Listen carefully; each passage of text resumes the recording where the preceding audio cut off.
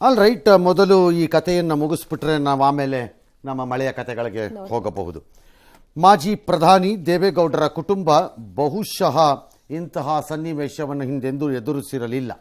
Family wise ಆರೋಪ ಪ್ರತ್ಯಾರೋಪಗಳು, ರಾಜಕೀಯ ಹೋರಾಟಗಳನ್ನು 100 ಅಲ್ಲ 1000 ನಡೆಸಿರಬಹುದು. ಪ್ರಜ್ವಲ್ ರೇವಣ್ಣ ಮತ್ತು HD ರೇವಣ್ಣ ಮೇಲೆ ಈಗ ನಾನಾ ರೀತಿಯ ಆರೋಪಗಳು ತಿರುಗಿ ಕೇಳಿ ಬರ್ತಾ ಇದೆ. ಮೇಲಿಂದ ಮೇಲೆ ಒಂದಾದ ಮೇಲೆ ಒಂದಂತೆ FIRಗಳು ದಾಖಲಾಗುತ್ತಿವೆ ಅಥವಾ ದಾಖಲಾಗಿಸ್ತಿದ್ದಾರೆ. ಇದರಿಂದ ಗೌಡರ ಕುಟುಂಬ ತೀವ್ರ ಮುಜುಗರಕ್ಕೆ ಒಳಗಾಗಲೇಬೇಕಾಗಿದೆ. ಪ್ರಜ್ವಲ್ ರೇವಣ್ಣ ವಿರುದ್ಧವಂತೂ ಅತ್ಯಾಚಾರ, ಜೀವ ಬೆದರಿಕೆ ಆರೋಪಗಳಡಿ FIR ದಾಖಲಾಗ್ತಾ ಇದೆ. FIRಗಳು ದಾಖಲಾದ ಕೂಡಲೇ ಮುಗಿದು ಹೋಯಿತು ಎಲ್ಲವೂ ಅಂತೇನಲ್ಲ. ಆದರೆ FIR ದಾಖಲಾಗುವ ಹಂತವನ್ನು ಇವರು ಯಾರೋ ತಲುಪಿದರಲ್ಲ ಅನ್ನುವುದೇ ಮೊದಲ ಪ್ರಶ್ನೆ. ಇನ್ನು ಈ ಮೊದಲೇ ಲೈಂಗಿಕ ದೌರ್ಜನ್ಯದ ಆರೋಪ ಎದುರಿಸುತ್ತಿದ್ದ ರೇವಣ್ಣ ವಿರುದ್ಧ ಇದೀಗ ಸಂತ್ರಸ್ತೆಯೊಬ್ಬರನ್ನು ಕಿಡ್ನ್ಯಾಪ್ ಮಾಡಿ ಅಪಹರಿಸಿದ ಆರೋಪ ಕೇಳಿಬಂದಿದೆ. ಇದು KR ನಗರ ಪೊಲೀಸ್ ಠಾಣೆಗೆ ಹೋಗಿದೆ. ಅಪಹರಿಸಿದ್ದಾರೆ ಎನ್ನಲಾದ ಆ ಹೆಂಗಸಿನ ಪುತ್ರ ನೀಡಿರುವ ದೂರಿನ ಮೇರೆಗೆ ಪೊಲೀಸರು ಕೇಸನ್ನು ದಾಖಲಿಸಿದ್ರು. ರಾತ್ರಿಯೇ ಕಾರ್ಯಾಚರಣೆಯನ್ನು ನಡೆಸಿ ಆ ದೂರಿನ ಅನ್ವಯ ಹೆಸರಿಸಲಾಗಿದ್ದ ಆರೋಪಿ ನಂಬರ್ 2 ರೇವಣ್ಣ ಸಂಬಂಧಿ ಕೂಡ ಅಂತ ಹೇಳಿದ್ದಾರೆ. ಯಾರೋ ಬಾಬಣ್ಣ ಅಲಿಯಾ ಸತೀಶ್ ಬಾಬು ಅನ್ನೋರನ್ನ ಬಂಧಿಸಿದ್ದಾರೆ. 14 ದಿನ ನ್ಯಾಯಾಂಗ ಬಂಧನಕ್ಕೆ ಅವರು ಹೋಗಿದ್ದಾರೆ. ಸ್ಥಳ ಮಹಾಜರನ್ನು ಮಾಡ್ತಾ ಇದ್ದಾರೆ. ಈ ಮಧ್ಯೆ ಸಂತ್ರಸ್ತೆಯ ಪತ್ತೆಗೆ ಸೂಚನೆ ಕೊಟ್ಟಿದ್ದೀನಿ ಅಂತ CM ಹೇಳಿದ್ದಾರೆ. ನೀನು ಸೂಚನೆ ಕೊಡದೆ ನೀವು ಮಾಡಬೇಡಿ ಸಂತ್ರಸ್ತೆನೇ ಅನ್ನೋಕ್ಕಾಗತ್ತೆ. ಇವೆಲ್ಲ ರೆಗ್ಯುಲರ್ಲಿ ಬರಬೇಕಾದ ಸ್ಟೇಟ್ಮೆಂಟ್ಗಳು, ಅದಕ್ಕೆ ಗಮನ ಕೊಡಬಾರ್ದು. ಈ ಪ್ರಕರಣದ ಮುಂದೆ ಜಟಿಲ ಆಗಬಹುದು ಅಂತ ಗೃಹ ಸಚಿವರು ಹೇಳ್ತಿದ್ದಾರೆ. ಜಟಿಲ ಅಂದರೆ ಯಾವ ಥರ ಗೊತ್ತಿಲ್ಲ. ಆಲ್ ರೈಟ್, ಎಸ್, ಅವ್ರಿಗೆ ಇನ್ಸ್ಟ್ರಕ್ಷನ್ಸ್ ಕೊಟ್ಟಿದ್ದೀನಿ. ಆ ಹೆಣ್ಮಗಳು ಎಲ್ಲಿ ಹೋಗಿದ್ರೆ ಪತ್ತೆ ಹಚ್ಚಿ ಸೆಕ್ಯೂರ್ ಮಾಡಿ ಅಂತ ಹೇಳಿದ್ದೀನಿ. ಈ ಪ್ರಜ್ವಲ್ ರೇವಣ್ಣ ಇದನ್ನಲ್ಲ, ಬರೀ ಸೆಕ್ಷುವಲ್ ಹರಾಸ್ಮೆಂಟ್ ಅಲ್ಲ, ರೇಪ್ ಮಾಡಿದ್ದಾರೆ. ರೇಪ್ ಕೇಸ್ ಆಗಿದೆ.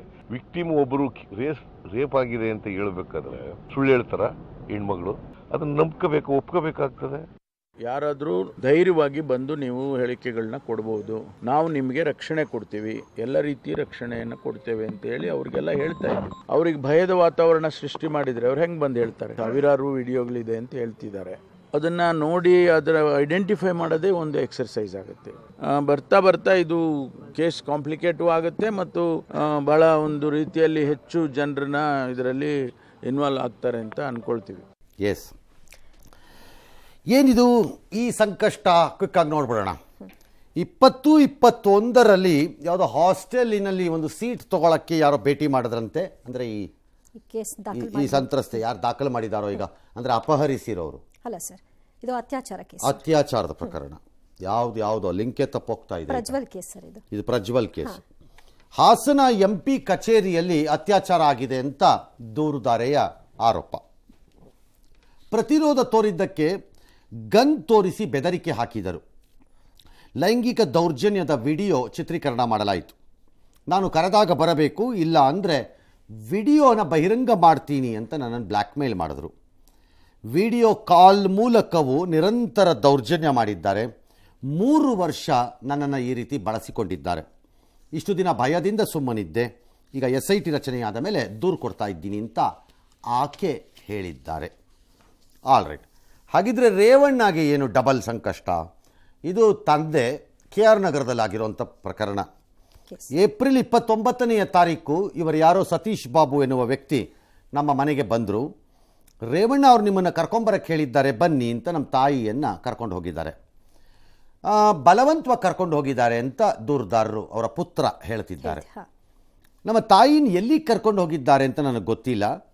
ಮೇ 1ರಂದು ನಮ್ಮ ತಾಯಿಯ ವಿಡಿಯೋಗಳು ಮೊಬೈಲ್ನಲ್ಲಿ ಹರಿದಾಡಿವೆ. ಅಂದರೆ ಸೆಕ್ಶುವಲಿ ಅಸಾಲ್ಟ್ ಆಗಿರೋ ವಿಡಿಯೋಗಳಿವು.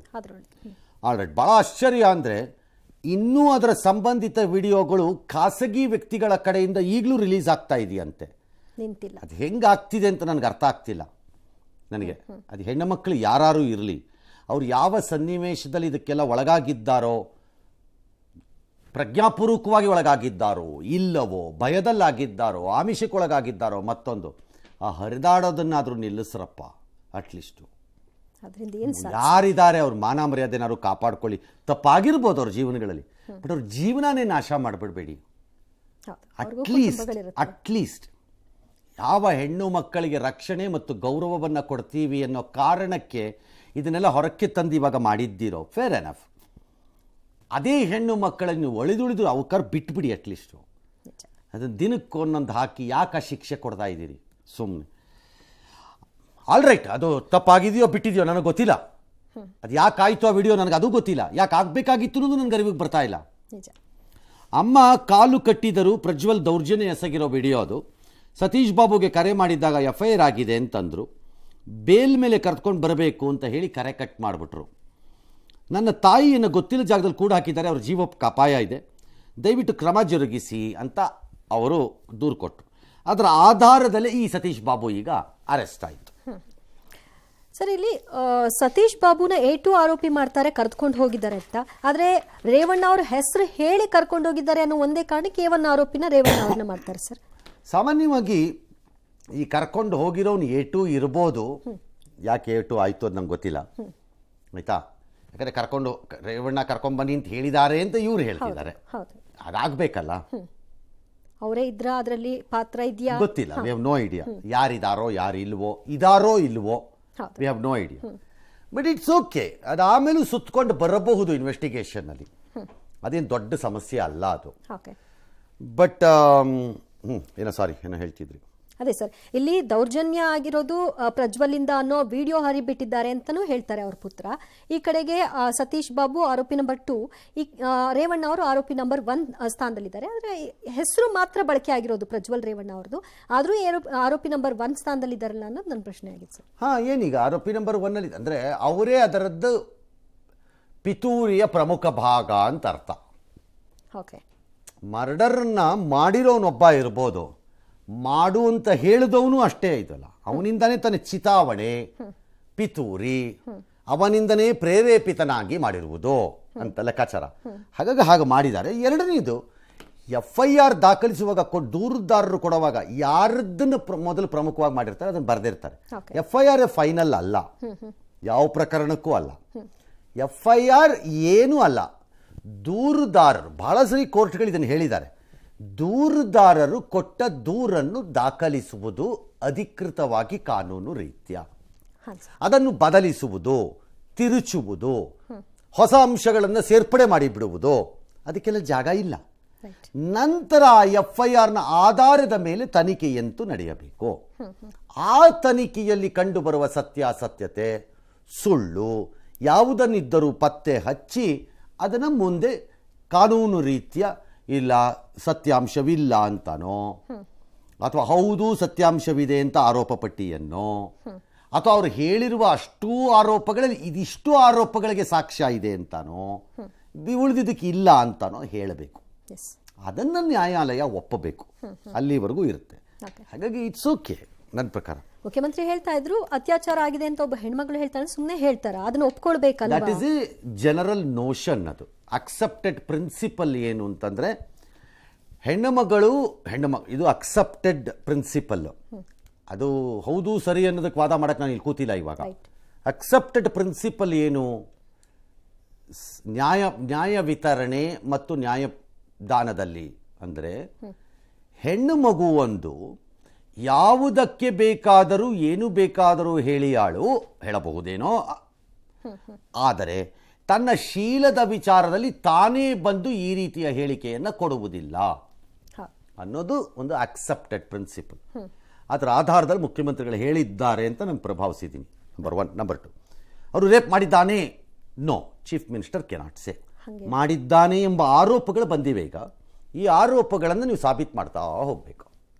ತನಿಖೆ ಹಂತದಲ್ಲಿ ಈ ಪ್ರಕರಣದಲ್ಲಿ ಏನಾಗಿದೆ, ಈಗ ಯಾರು ಪ್ರಕರಣದ ತನಿಖೆಯ ಉಸ್ತುವಾರಿಯನ್ನು ಸರ್ಕಾರದ ರೂಪದಲ್ಲೋ ಅಥವಾ ಇನ್ನೊಂದರಲ್ಲೋ ಪಡ್ಕೊಂಡಿದ್ದಾರೆ, ಸರ್ಕಾರದಲ್ಲಿ, ಆಫೀಸರ್ಸ್ ಅಲ್ಲ, ಸರ್ಕಾರದಲ್ಲಿ ಎಲ್ಲ ಒಂದು ಡಿಸಿಷನ್ಗೆ ಬಂದಾಗೋಗಿದೆ. ಇದೆಲ್ಲ ಆಗಿದೆ. ಯಾರು ಇದರ ವಿರುದ್ಧವಾಗಿ ನಿಂತಿದ್ದಾರೋ ಅವರು ಇದಾಗಿಲ್ಲ, ಇದು ಯಾರೋ ಮಾಡಿರೋ ಪಿತೂರಿ ಷಡ್ಯಂತ್ರ, ಇಬ್ಬರು ಅವರವರ ನಿರ್ಧಾರಕ್ಕೆ ಬಂದುಬಿಟ್ಟಿದ್ದಾರೆ. ಇಬ್ಬರು ಅವರವ್ರ ನಿರ್ಧಾರಕ್ಕೆ ಬಂದು ಕೂತ್ಬಿಟ್ಟಿದ್ದಾರೆ. ಈಗ ನಿಮ್ಮಿಬ್ಬರು ನಿರ್ಧಾರವೂ ರಾಂಗ್. ಯಾಕೆ ಸರ್? ನೀವು ಹೇಳ್ತಿರೋ ಪ್ರಕಾರ ಅದು ಪ್ರೂವ್ ಆಗಿಲ್ಲ, ನೀವು ಹೇಳ್ತಿರೋ ಪ್ರಕಾರನೂ ಅದು ಪ್ರೂವ್ ಆಗಿಲ್ಲ, ಸಾಬೀತಾಗಿಲ್ಲ. ಹೌದು, ಇಬ್ಬರೂ ರಾಂಗ್. ನನಗಿಲ್ಲಿ ಬೇಕಾಗಿರೋದು ಮುಖ್ಯಮಂತ್ರಿಯಾಗಿ ನನ್ನ ಪ್ರಕಾರ ಮುಖ್ಯಮಂತ್ರಿ ಗೃಹ ಮಂತ್ರಿಗಳು ಓಕೆ ಅನ್ನಿಸ್ತಾ ಇದೆ, ಲಾರ್ಜ್ಲಿ ಬ್ಯಾಲೆನ್ಸ್ ಆಗ್ತಾ ಇದೆ ಟಾಕಿಂಗಲ್ಲಿ. ಅಥವಾ DCM ಸ್ವಲ್ಪ ಈ ತನಿಖೆ ಮತ್ತು ತನಿಖೆಯ ಮೇಲೆ ಪರಿಣಾಮ ಬೀರಬಹುದಾದ ಮಾತುಗಳನ್ನು ಆಡದೆ ರಾಜಕೀಯಕ್ಕೆ ಸೀಮಿತಗೊಳಿಸ್ಕೊಳ್ಳೋದು ಒಳ್ಳೆಯದು. ಅಲ್ಲಿಗೆ ಸೀಮಿತ ಆಗಲಿ. ಹಾಗೆ ರಿವರ್ಸ್ ಸೈಡ್ನವ್ರುವೆ, ಓಕೆ, ಹಾಗೆ ರಿವರ್ಸ್ನವ್ರುವೆ ಈಗಾಗಲೇ ಜಡ್ಜ್ಮೆಂಟ್ಗೆ ಬರಬೇಡಿ ಯಾರುವೆ. ಹೌದು. ಯಾಕೆ ನಿಮ್ಮ ರಾಜಕಾರಣ ಏನಾದ್ರು ಇರಲಿ, ಅವತ್ತು ಹೇಳ್ದಂಗೆ ಇವತ್ತು ಹೇಳ್ತೀನಿ, ರಾಜಕಾರಣ ಏನಾರಲಿ ಸಾರ್ವಜನಿಕರಾಗಿ ನಮಗೆ ಗೊತ್ತಾಗಬೇಕಾಗಿರೋದು ಏನಿದರಲ್ಲಿ? ಹಾಂ ಸರ್, ನಮಗೇನು ಗೊತ್ತಾಗಬೇಕಿದ್ರಲ್ಲಿ? ಪಿತೂರಿನೋ? ನಮಗಲ್ಲ, ಅದು ನಮಗೆ ಸಂಬಂಧ ಇಲ್ಲ. ಅದು ಮುಖ್ಯ. ಪಿತೂರಿ ಮಾಡಿದವರು, ಮಾಡಿಸಿಕೊಂಡವರು, ಮಾಡಿಸಿಕೊಳ್ಳುವ ಹಂತವನ್ನು ತಲುಪಿದವರು, ಇದೆಲ್ಲ ನೀವು ಫೇಸ್ ಮಾಡ್ಕೊಳ್ಳಿ, ನಿಮ್ಮ ಹಣೆ ಬರಹಗಳಿದು. ನಮಗೂ ಗೊತ್ತಾಗಬೇಕಾಗಿರೋದು ಕಾನೂನು ಪ್ರಕಾರ ಕೃತ್ಯ ನಡೆದಿದೆಯೋ, ನಡೆದಿದೆ ಎನ್ನಲಾದರೆ ಎಲ್ಲಿ ಮತ್ತು ಪಾತ್ರಧಾರಿಗಳು ಯಾರು, ಓಕೆ, ಅಷ್ಟೇ ನಮಗೆ ಬೇಕಾಗಿರೋದು. ದೌರ್ಜನ್ಯಕ್ಕೆ ಒಳಗಾದವರು ಮತ್ತು ಪಾತ್ರಧಾರಿಗಳು ಯಾರು, ಇವರಿವರು. ಓಕೆ, ಇಂತಹ ದೌರ್ಜನ್ಯಗಳದ್ದು ವಿಡಿಯೋ ಆಧಾರದಲ್ಲಿ ಈ ಪ್ರಕರಣ ಹೊರಕ್ಕೆ ಬಂದಿದೆ.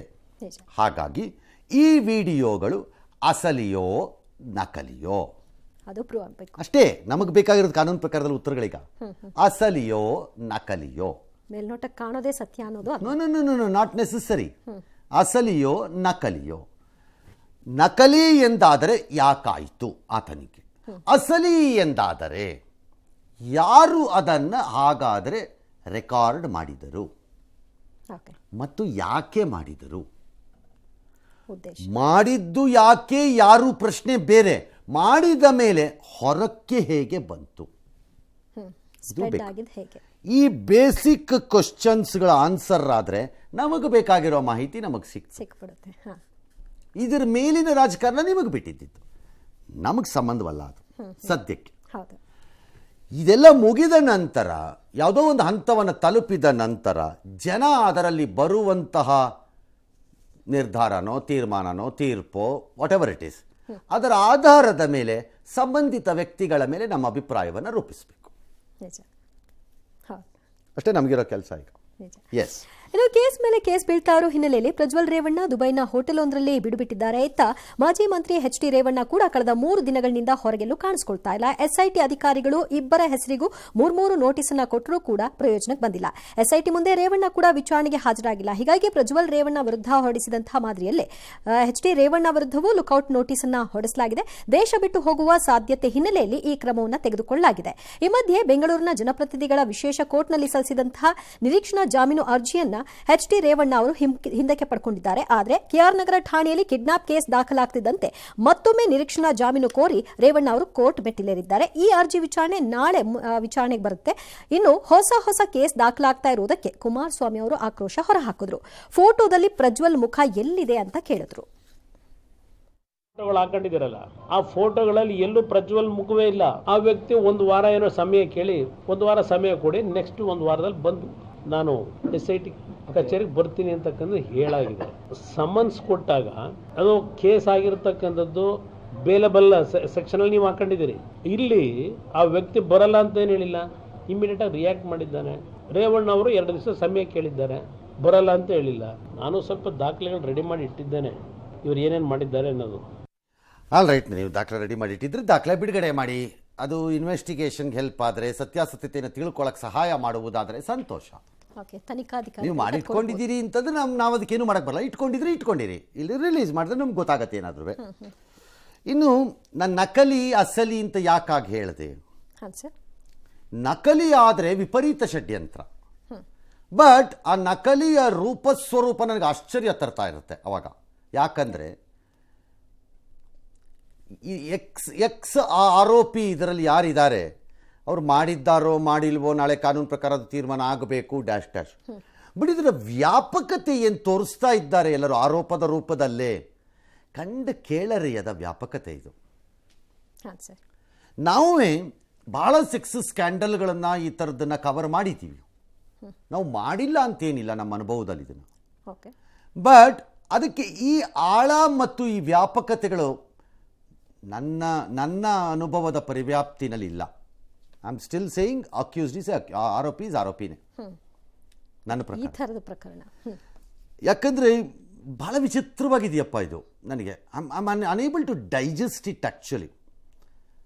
2,000 ಫೋಟೋ ಅನ್ನೋದು, 1,500 ವಿಡಿಯೋಗಳು ಅನ್ನೋದು, ವಿಡಿಯೋ ಕಾಲ್ ಅನ್ನೋದು, ಅಥವಾ ಎಷ್ಟೋ 500 ವಿಡಿಯೋ ಕಾಲು ಅನ್ನೋದು, ಅಥವಾ ಅದೆಷ್ಟೋ 200 ಜನ ಮಹಿಳೆಯರು ಅನ್ನೋದು, ಇಟ್ಸ್ ಅನ್ಬಿಲೀವಬಲ್ ನನಗಿದು.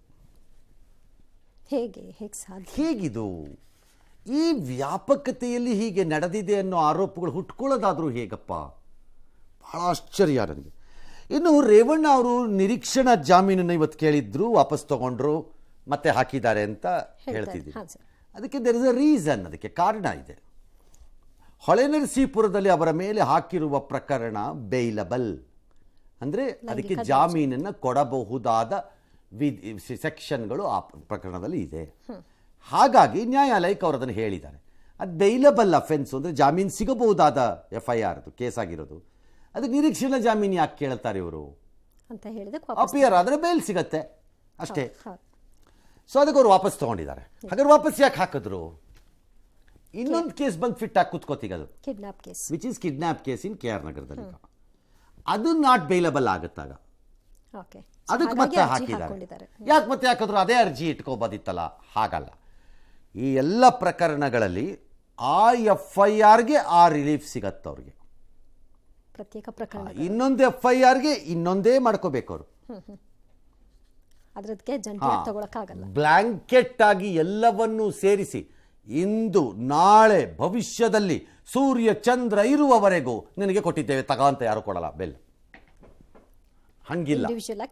ಹಂಗಿರಲ್ಲ. ಹಾಗಾಗಿ ಅವರು ಎರಡನೇ ಕೇಸ್ ಆಗ್ತಾ ಇದ್ದಂಗೆ ಮತ್ತೆ ಪ್ರತ್ಯೇಕವಾಗಿ ಮಗದೊಮ್ಮೆ ಹಾಕಿರ್ತಾರೆ. ನ್ಯಾಯಾಲಯ ಅದಕ್ಕೆ ಒಂದು ತೀರ್ಮಾನವನ್ನು ಕೊಡುತ್ತೆ.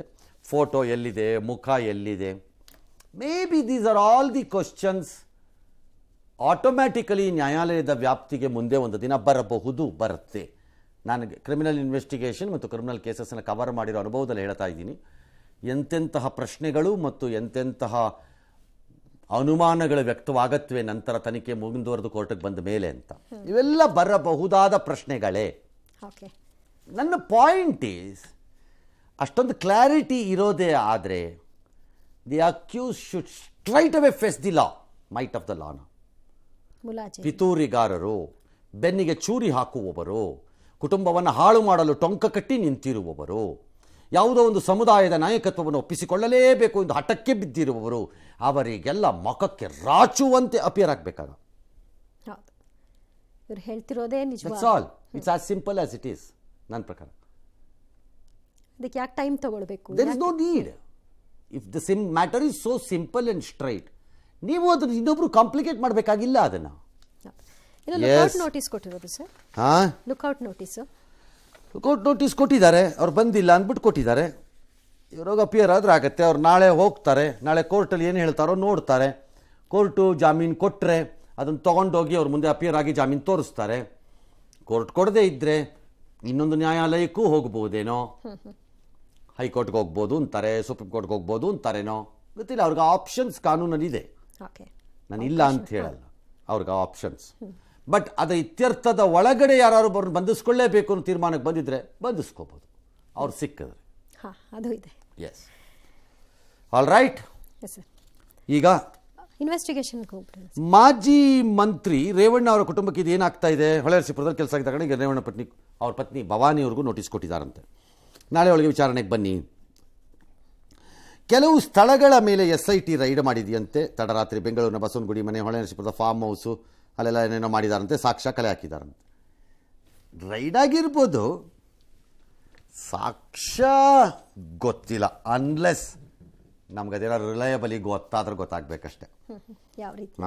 ಯಾಕಂದರೆ ಏನು ಸಾಕ್ಷ್ಯ ಅಲ್ಲಿರಬಹುದು ಅನ್ನೋದು ನನಗೊಂದು ಕುತೂಹಲ ಇದೆ. ದಾಖಲಾಗಿರೋ case a raid becomes so important. ಯಾವಾಗಲಾದರೂ ಆಗಲಿ, ಯಾವುದೇ ತನಿಖೆಯಲ್ಲಿ ಎಲಿಮೆಂಟ್ ಆಫ್ ಸರ್ಪ್ರೈಸ್ ಇರಬೇಕು ಅದಕ್ಕೆ. ಅಂದರೆ ವಾ ಹಿಂಗೂ ಮಾಡಿದ್ರ ಅಂತ ಆಶ್ಚರ್ಯ, ಅನಿರೀಕ್ಷಿತವಾಗಬೇಕು. ಆಗ ಅಡಗಿಸಿಟ್ಟಿದ್ದ ದಾಖಲೆಗಳು ಅಥವಾ ಹೂತಿಟ್ಟಿದ್ದಂಥ ಯಾವುದೋ ಸಾಕ್ಷ್ಯಗಳು ಇವೆಲ್ಲ ತಗಲಾಕಬೇಕು.